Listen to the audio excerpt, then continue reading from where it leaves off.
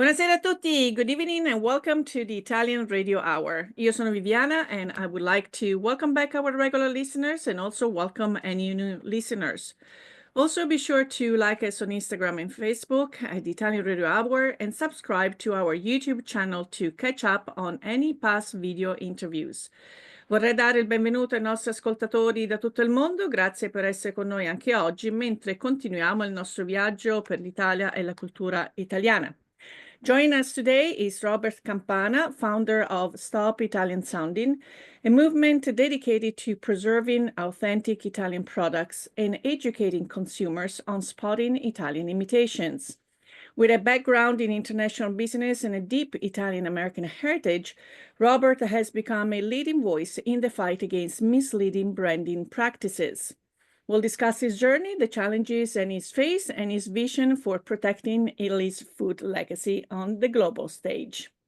Ma prima, pubblicità. Parli italiano? Do you want to learn, improve, or master your Italian? Istituto Mondo Italiano can help. Located in the heart of Regent Square, Mondo Italiano offers small group classes and one-on-one private tutoring, in person or online, to help you learn Italian in no time. Visit us online at istitutomondoitaliano.org.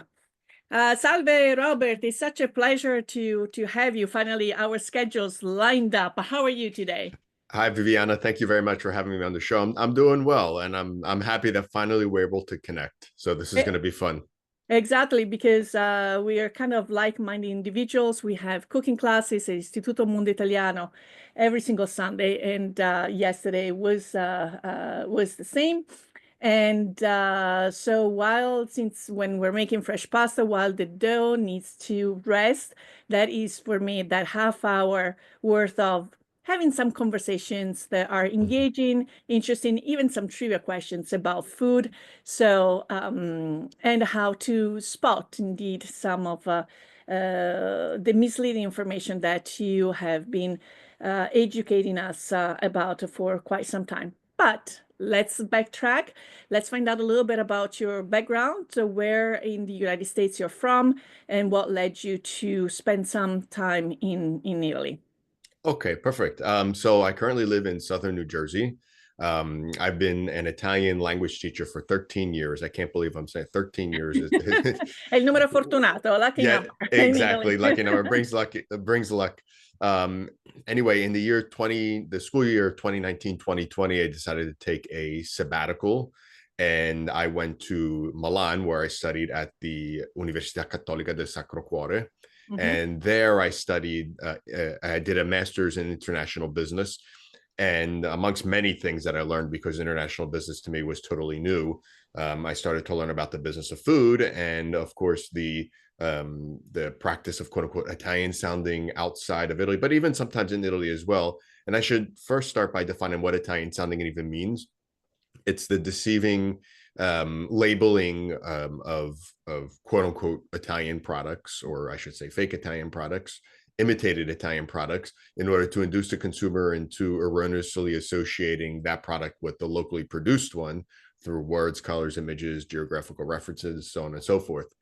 So with that in mind, while I was in Milan doing the master's in international business, of course, at the end we had to do a thesis paper, a research paper, and I dedicated that to the Italian sounding phenomenon, specifically 5 cheeses located in the United States and the economic impact that they have on the Italian economy. And I had a lot of time on my hands because in 2019, 2020, that's when the world shut down. What happened. Exactly. We all know what happened. The world shut down, and I was in my apartment with a ton of time and a research paper to write. So I guess glass half full, I was able to get that done. It was challenging, of course, because nobody was getting back to me, but in the end, I did it. And when I finally made my way back to the United States, I remember specifically I was sitting in a parking lot of a supermarket, and I didn't want to go in and food shop because having just returned from Italy, I was so used to the products over there, fresh gorgonzola, good quality products from the supermarket. In fact, I said gorgonzola because I had a gorgonzola dairy right down the road from where I live. So during the pandemic, they would bring me the fresh stuff that they had just made. So I was a little Don't make us jealous and hungry. It's too early. Exactly. So when I was in the United States, I was in this parking lot. I said, I'm gonna open up an Instagram page just for fun and call it Stop Italian Sounding. And my Mm-hmm. first post was about how to recognize real Parmigiano Reggiano compared to Parmesan, because Mm-hmm. that's one of the most imitated Italian products in the world. Mm-hmm. And then from there, it just kind of grew, and now I collaborate with Italian food companies in order to educate and create awareness about real Mm-hmm. Italian products compared to the Italian sounding ones. So what criteria specifically do you use to differentiate these Italian sounding products from authentic? Because sometimes we might have brands that are Italian and they're also present in the United States, but made with ingredients produced here. So they're still kind of under the umbrella of Italian, or Exactly. would it have to be something like pasta bellissimo, and then you see where it's manufactured, and I should say Exactly. bellissimo because it's not pasta family, but anyway, you know what I mean. I just Yes. so do you have specific criteria that you That's use to? That's a good question. That's a very good question. So, I mean, I guess just like with anything in life, it's never this or Black that and type of white. answer. There's always the sfumatura, the gray Mm-hmm. area of things. Yeah. So you mentioned specific Italian companies. I won't name any brands, but maybe that are Italian companies, but produce in North America um, for North American customers. And in that case, they use local raw materials. Mm-hmm. So, I mean, I guess if you want to specifically go by the definition of Italian sounding, then you could say, yes, it could be considered Italian sounding. However, they are using Italian know-how and they're bringing Italian Exactly. quote unquote expertise with that. Mm-hmm. So that's where I consider that kind of in the gray area. Yeah. And Yeah. then there's, of course, one side where product of Italy means specific Italian sourced in Italy. And on the other side, which would be the Italian sounding side, would be things like quote unquote imported from Italy, but we don't know where the raw material comes from, or even made in Italy. Made in Italy just specifically means that the raw materials were put together in Italy. That doesn't mean that they were sourced there.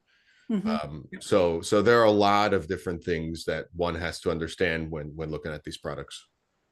So obviously your research highlights a significant economic impact of these Italian sounding products.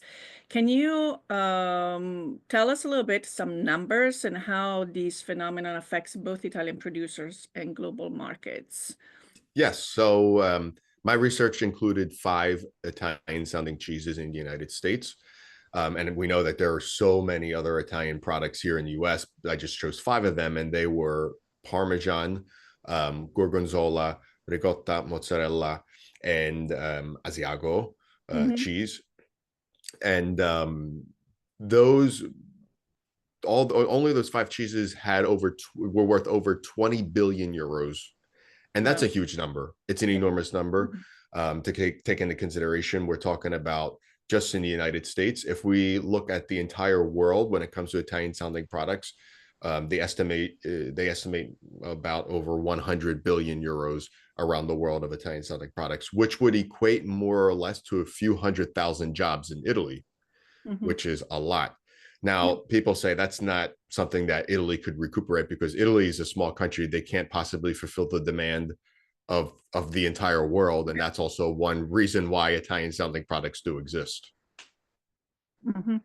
So I'm sure that also with the message and what the goal is to educate your kind of your disclaimer in your videos and messages say it's not up to me to tell you buy this and don't buy that. It's just providing information. As we are educators at birth, I think. that's Yes. the but I'm sure probably the producers of Italian sounding products might not be happy. So how do you handle some resistance or pushback if you have received any from these producers?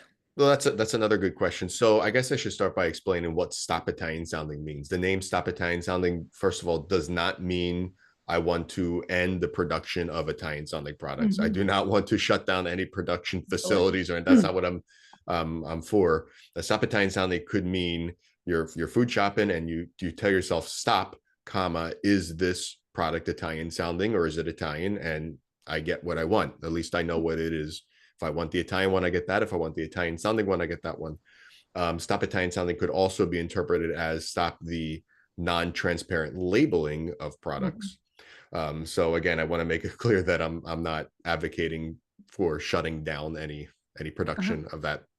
And I have that disclaimer in there just because, like you mentioned, teaching is in our DNA. So I always like to add the fine print, just Mhm. in case somebody were to say, "Well, you can't tell me what to do." Of course, I can't tell you what to buy. Obviously, I'm not Mhm. trying to. I believe that an informed consumer is a happier consumer.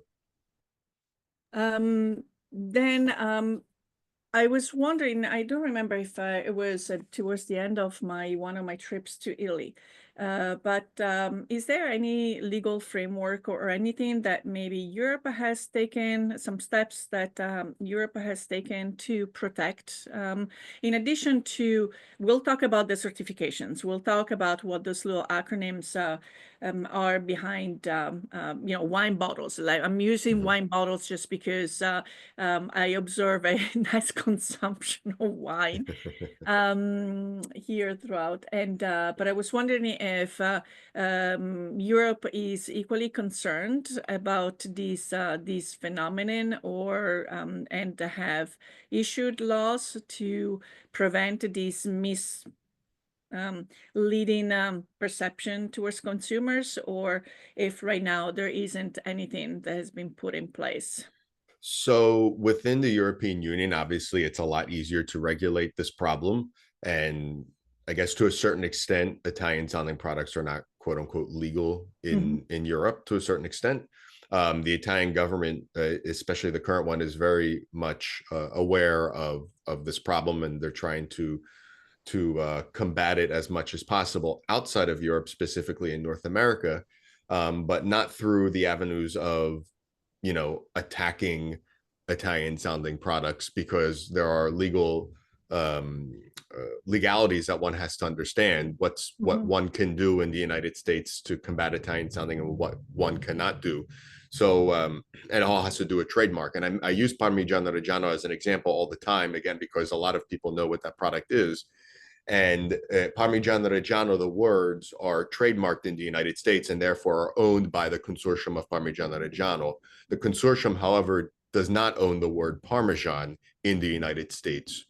So therefore, it could be used basically for anything. Mhm. Whereas in Europe, the word Parmesan belongs to Parmigiano Reggiano Consortium. Mhm. So there definitely is the difference between that.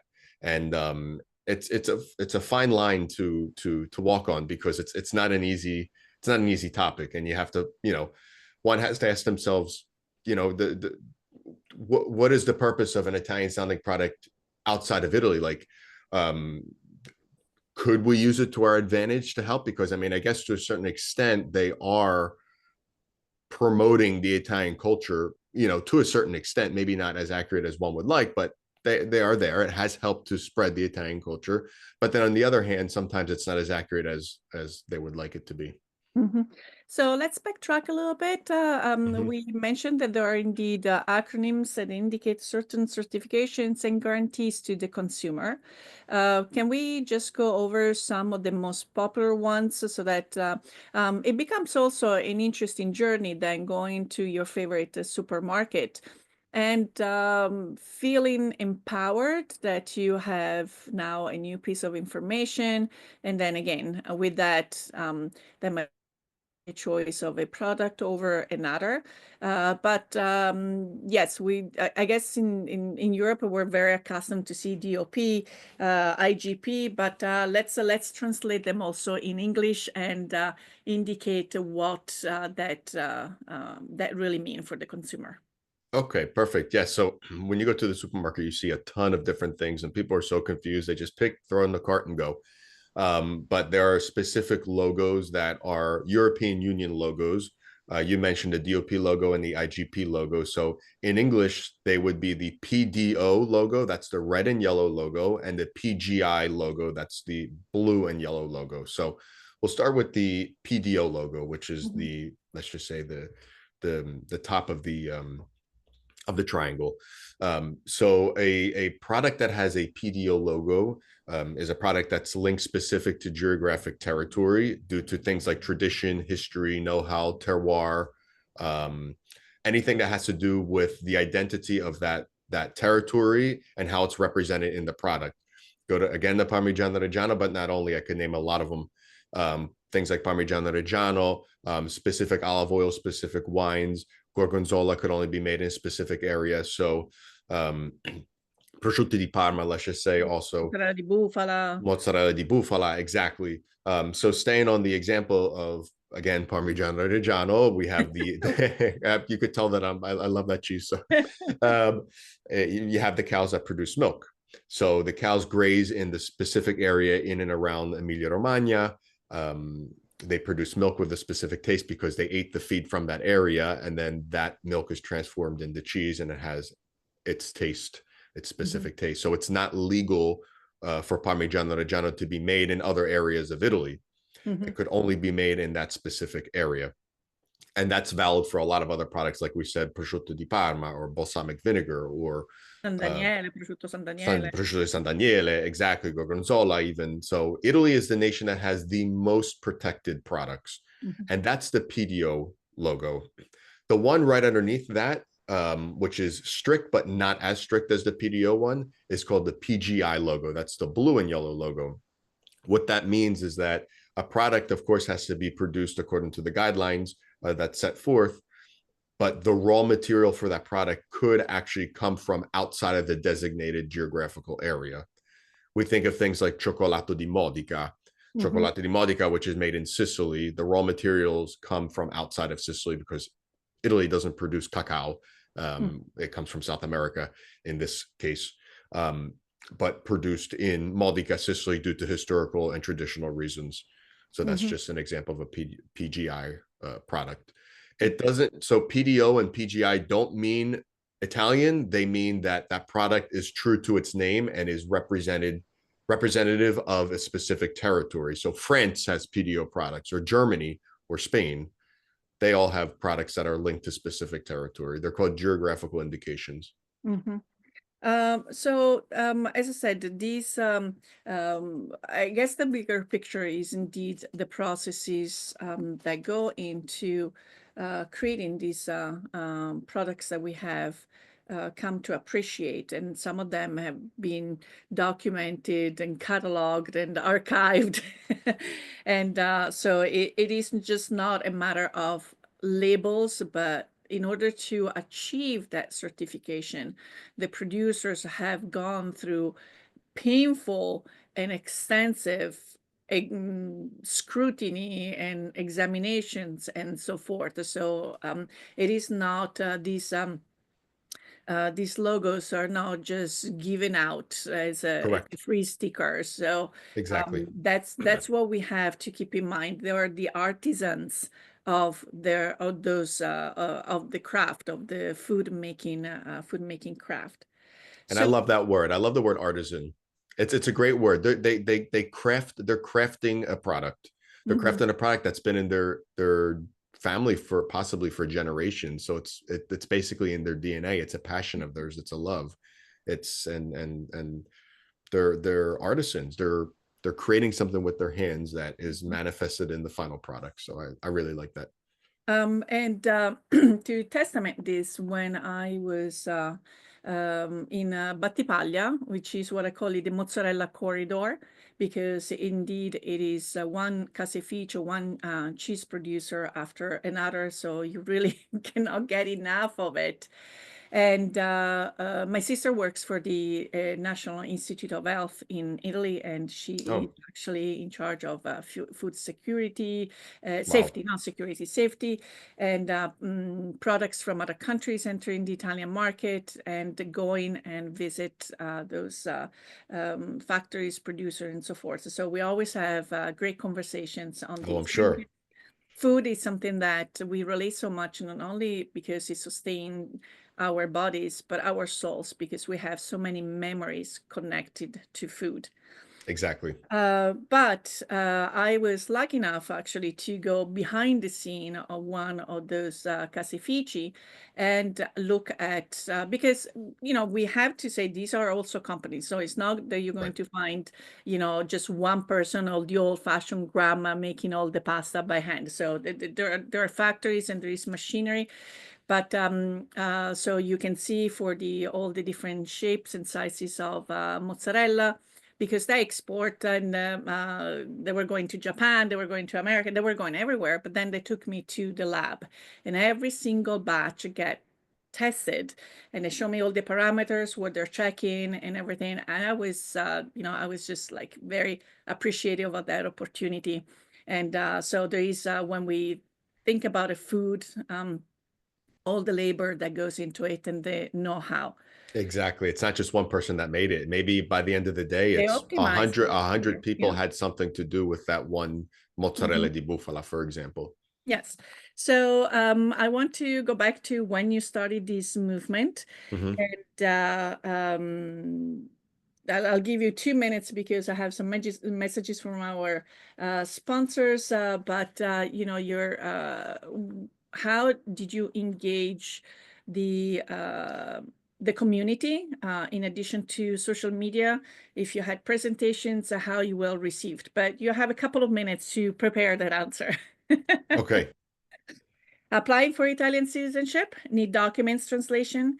Istituto Mondo Italiano provides certified translations and assistance services. Be sure to visit us at istitutomonditaliano.org and schedule your free consultation. Un caffè, per favore. My first cup of coffee sets the tone for my entire day, and I get my coffee at La Prima Espresso. La Prima has been brewing Pittsburgh's best coffee for over 35 years. Try any of their in-house roasted varieties of beans from all over the world at home, or come and enjoy an espresso or a cappuccino at any of their locations, where their friendly baristas and familiar faces will make you feel at home. Visit laprima.com to get La Prima Espresso coffee at your door. So let's rewind it to Robert. How many years ago now that you? That I started Sup Italian sounding. Mm-hmm. So it has since 2024, so probably about 4 years ago, more or less. Okay. So your Crazy. first live contact with physical community, where maybe you were invited to do a presentation, or how what were the initial reactions, or So just tell us. so my first time that I spoke to people Mhm. about it during a live presentation, since it was during COVID, was actually a remote presentation. So I would do these presentations through Zoom or through other different means, and the reaction was always quite positive because they would be learning about different logos that maybe they've seen. We just talked about the PDO and the PGI logo, or maybe the differences between Product of Italy and Made in Italy. So they would learn about things that they've always seen, and maybe that they thought they knew something but didn't. So I think the reception has always been more on the positive side. Some of the questioning that I have gotten in the past was more along the lines of like, how do I balance Italian American cuisine with Italian cuisine? Because I mean, do I consider Italian American cuisine to be Italian sounding, or like what's my viewpoint on that? And my viewpoint is quite simple. I'm an Italian American. I Mhm. don't go against my own community. I love my community.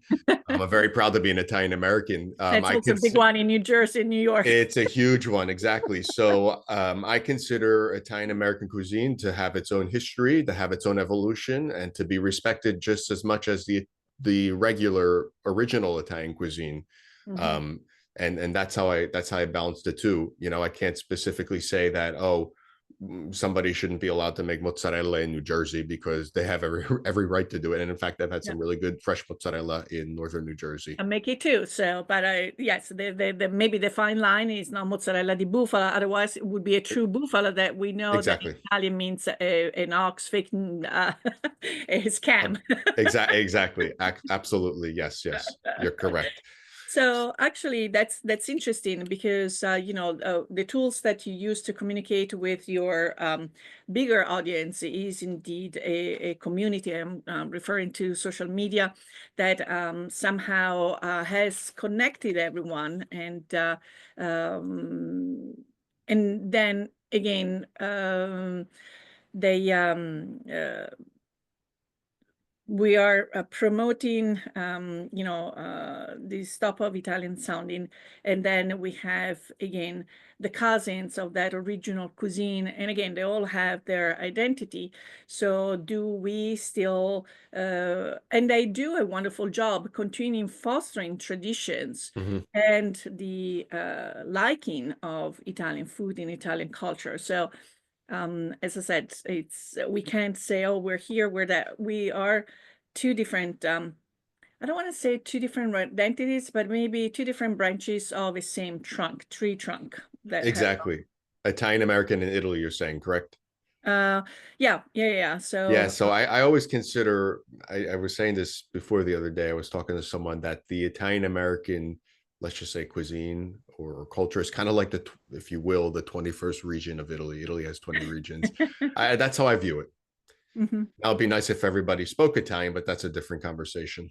Uh, well, maybe we should start a new channel, the two of us, and we'll in Italian. We'll join efforts on that. Uh, Exactly. so, in addition, again, to presenting to your audience, has there been like a specific instance where you could kind of measure the traction, the impact that your Stop Italian Sounding is made?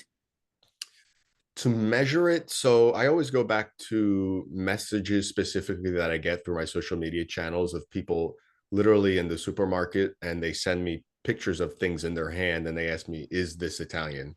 Like, should Mhm, I get it? Is it Italian or is it Italian sounding? If it's Italian sounding, I'll put it down. So I've gotten many messages like that. And I think that that's a good measurement of the impact that this has had, because it not only shows that people are learning, but it also shows that people have developed a specific level of trust. mhm, And that's what I want people to understand. I'm not just Stop Italian sounding. I'm Robert. I'm a person. So mhm, I do want to develop that interpersonal trust and relationship with people as well, mhm, and to let them know that I, as a human, I don't know everything as well. Sometimes I ask myself, you know what, I'm not sure. I have to research it. I'll get mhm, messages and I'll say I have to get back to you because I'm just not sure. mhm. And I think that that helps. That really helps with things. Mhm. And it's interesting because I do, the same thing, the research part of it, the figure out where these traditions came from or the ingredients or is really what feeds our souls. So, Right. do you have a specific format on, for instance, your Instagram or TikTok messages? And then after we're going to talk about your podcast. But I was wondering Okay. if how kind of your messages, how do you craft your messages and how often? So the video kind of went out a little bit, but I'll respond to what I think I heard. How what's my format and how often do I Mhm. post? Is that what you were Yes. asking? Mhm. Okay, so my format specifically is video format, so reels on Instagram, short form content, and I like specifically to talk about history or legends or traditions or production process of that specific product. So kind of when it comes to production process, if I can show the quote unquote behind the scenes, when it Mhm. comes to tradition, show how it's traditionally used. And when it comes to history, maybe how that product was born.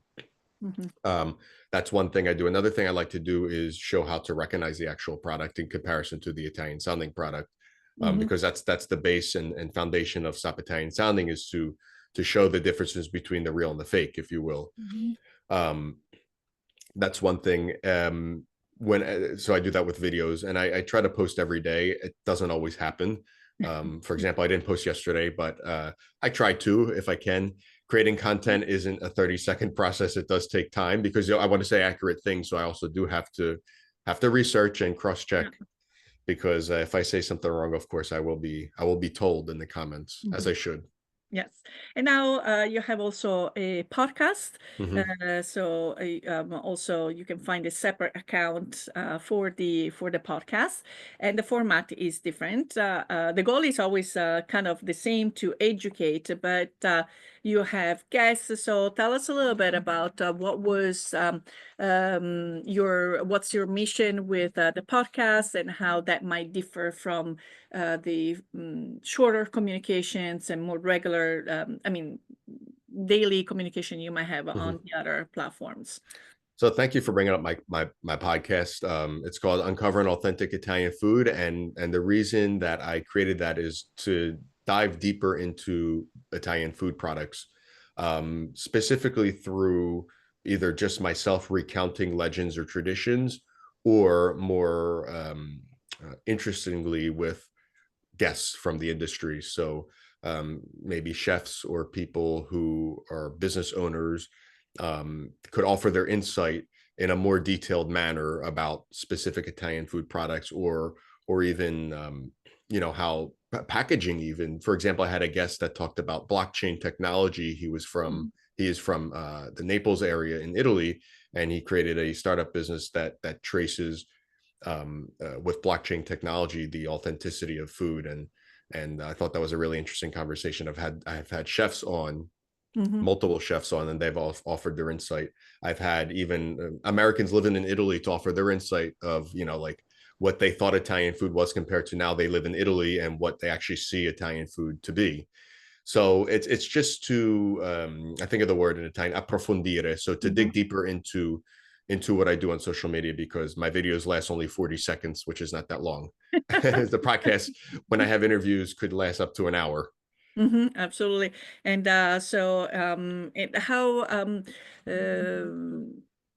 so how do you envision your movement to keep on growing, and maybe partnerships? Maybe you do have ongoing partnerships, or maybe even with international policy bodies or other industries like tourism and so forth. So tell us a little bit about Italian sounding 2.0. Okay. Top Italians. Good question. Good question. So, as you mentioned before in the beginning of the show, teaching is in our DNA. It's always in my DNA. So I want to continue doing that through the social media channels, but also through live events.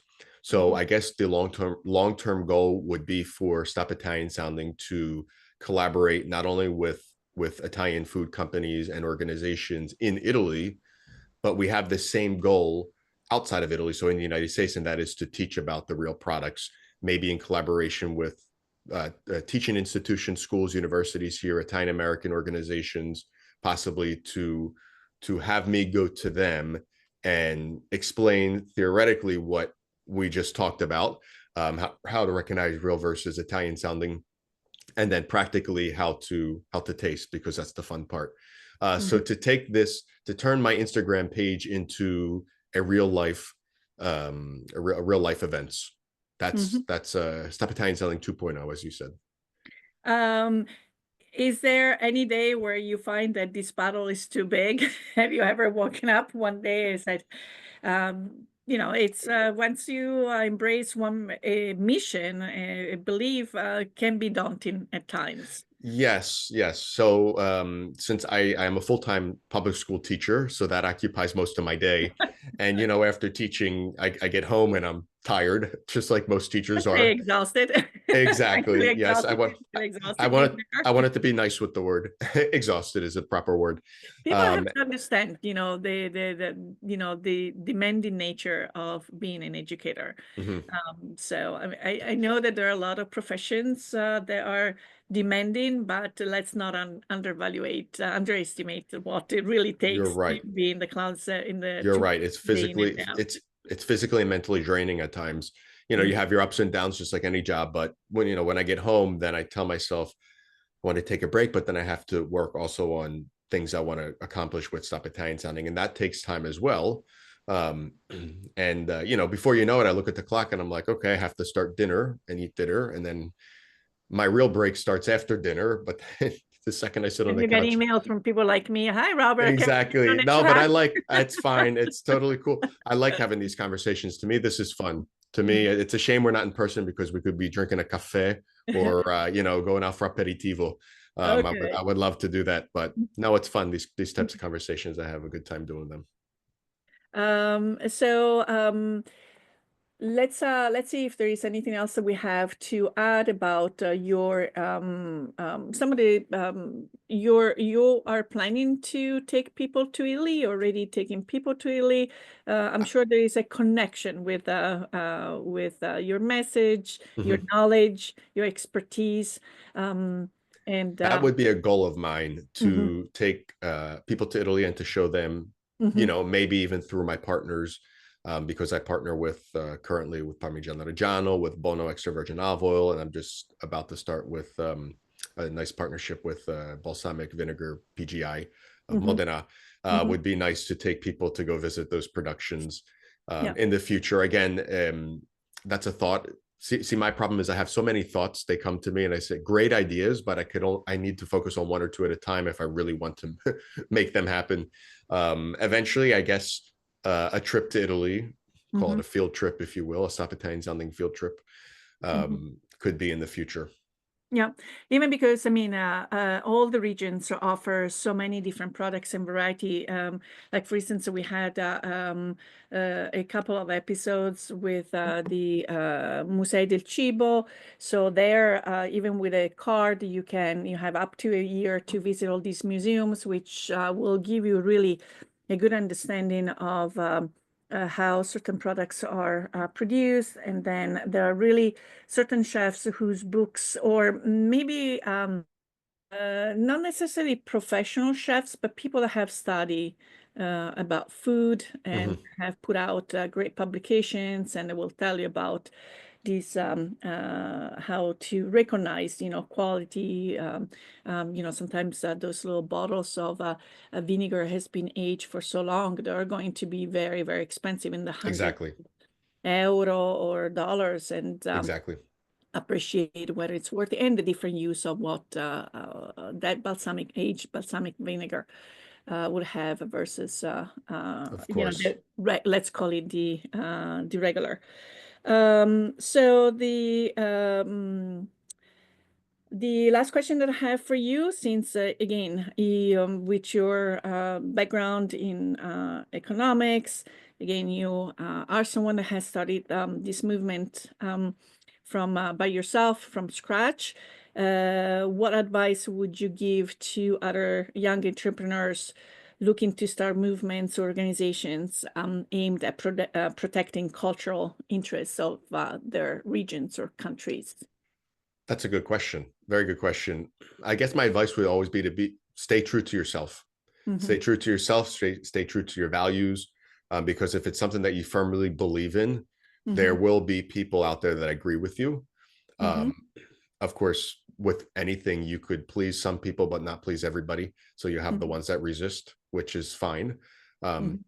but if you truly believe in whatever you want to promote, then do it. Make your voice heard. And one of the best ways to make your voice heard, of course, is social media. Hmm. um, and you produce good content, and there will be people out there that follow it. Also, stay within a niche, a Hmm. specific niche, and again, stick with that and go strong. We're in a niche market Hmm. where everything is, it's not all clumped together, everything's separate. Hmm. So I talk about food, for example, on my channels. I I do like other aspects of Italian culture, but I typically don't talk about Italian sports. I like soccer, I like calcio, but I don't put it on my channel. Hmm. So I niche down. That's also my Okay. other piece of advice. And again, the one, two, three pieces of advice or recommendation for someone maybe tuning in the last 5 minutes of this conversation, so that there are takeaways from what you're doing and how they can be better consumers. How they could be better consumers is, So if you kind of a one, two, three, it's like if look, we have to sum up. if I have to sum up, if you want to get Italian products in the supermarket, look for three words: product of Italy. Within the United States, if you see product of Italy, you know that that product is sourced in Italy. It doesn't say anything about the quality of that product. It could be bad. Product of Italy could be bad. That's very possible. Um, but it still means that it was sourced in Italy, if that's Mhm. what you want. Okay, wonderful. Well, unfortunately, our time together is up. Il Big Ben ha detto stop, and it's time for us to say arrivederci e alla prossima. We want to thank you for tuning in into the program. If you have any questions or comments, or if you have any topics you would like us to address, please contact us at theitalianradiohour@gmail.com. We would love to hear from you. And remember, if you or any of your family and friends have missed a prior episode or would like to listen to this episode again, subscribe to the Italian Radio Hour on YouTube or where you catch your favorite podcasts. I would like to thank again my friend and guest, Robert Campana, hoping that we would be collaborating in the future to continue spreading the word on quality of and how to recognize, kind of stopping Italian sounding products and get better, more educated consumers. Our sponsor is Istituto Mondo Italiano and La Prima Espresso. Until next time, alla prossima. Ciao ciao. Ciao, grazie.